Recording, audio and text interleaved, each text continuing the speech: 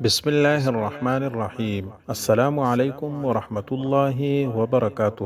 محترم ناظرین، اپنی حفاظت کا خاص نبوی عمل۔ رسول اللہ صلی اللہ علیہ وسلم کا ارشاد ہے کہ جو شخص یہ دعا بوقت صبح 3 مرتبہ پڑھ لے اسے شام تک، اور جو بوقت شام 3 مرتبہ پڑھ لے اسے صبح تک کسی شے سے تکلیف نہیں پہنچے گی۔ لہٰذا اپنی حفاظت کے لیے صبح و شام یہ دعا ضرور پڑھنی چاہیے۔ دعا سماعت فرمائے۔ بسم اللہ الذی لا یضر مع اسمہ شیء فی الارض ولا فی السماء وہو السمیع العلیم۔